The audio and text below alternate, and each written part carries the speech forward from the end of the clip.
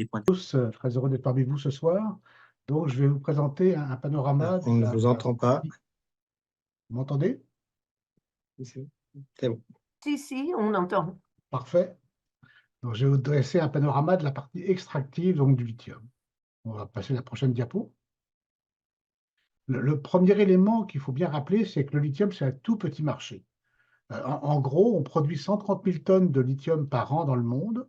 Et pour vous donner un élément de comparaison, on produit 20 millions de tonnes de cuivre. Donc, vous voyez que la partie de lithium aujourd'hui, c'est tout petit. En 2050, probablement qu'on atteindra 1 million de tonnes, si on va arriver au net zéro. Mais ça reste un marché tout petit par rapport au marché des métaux classiques comme le cuivre, le zinc ou le plomb. Vous avez ici une carte du monde qui vous montre les différentes zones de production ou de potentiel de production pour les gisements de lithium. Et j'attire votre attention sur la couleur des éléments. On voit des ronds de couleur rouge, on en voit des bleus et on en voit des verts. Alors, qu'est-ce que c'est? Les verts, ce sont des saumures géothermales, de l'eau chaude si vous voulez.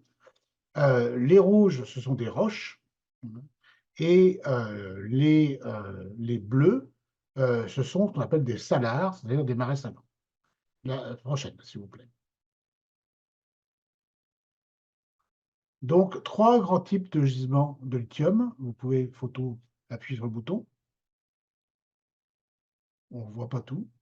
Voilà. Bon, c'est pas grave. Donc, premier type, les salars. Qu'est-ce que c'est des salars? C'est actuellement quelque chose qui représente environ 40 à 50% de la production mondiale. On est dans l'altiplano de l'Amérique du Sud, donc les hauts plateaux, et vous avez une zone qu'on appelle le triangle du lithium, dans lequel vous avez la Bolivie, le Chili et l'Argentine.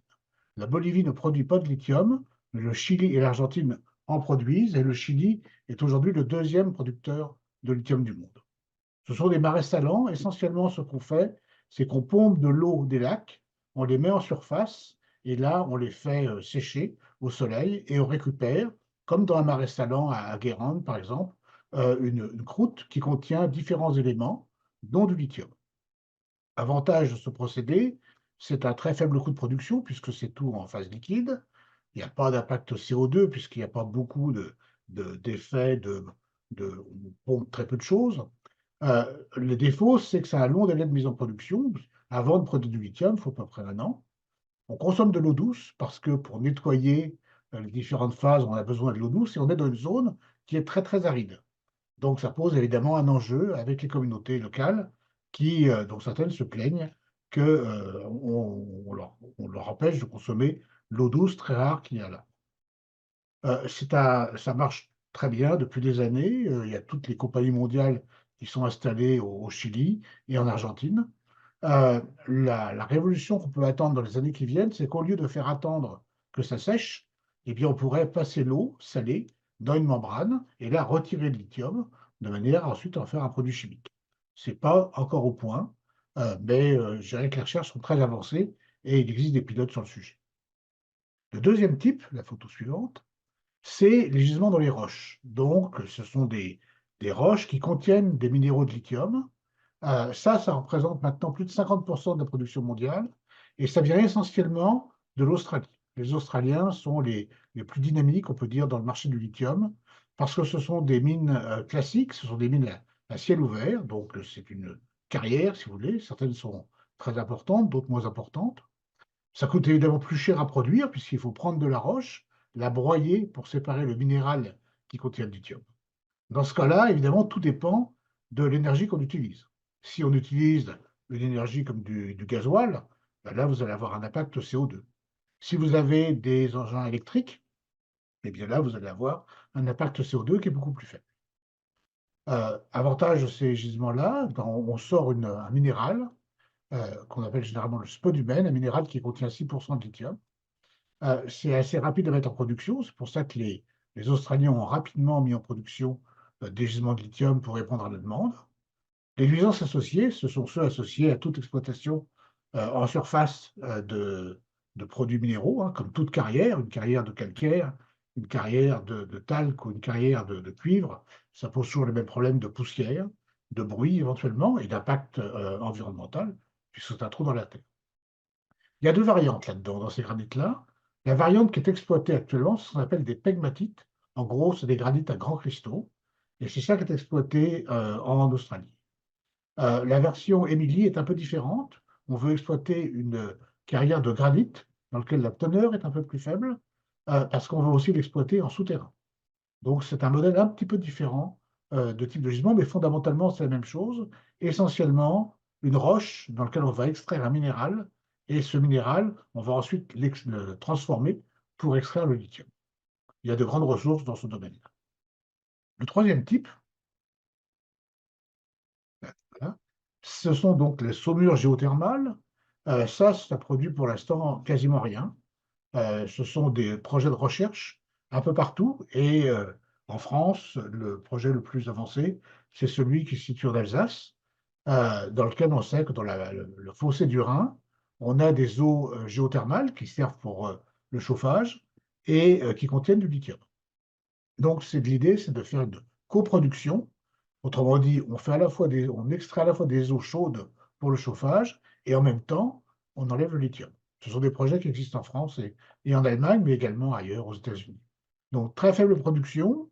Il n'y a pas beaucoup de lithium dans les eaux géothermales, hein.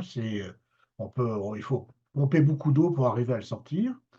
Euh, Ce sont des productions géothermales qui existent actuellement, mais on sait qu'il peut y avoir un risque sismique. Quand vous retirez l'eau des roches, eh bien, vous déformez légèrement la roche, et donc vous avez des effets sismiques qui se sont fait sentir d'ailleurs et qui ont inquiété la population.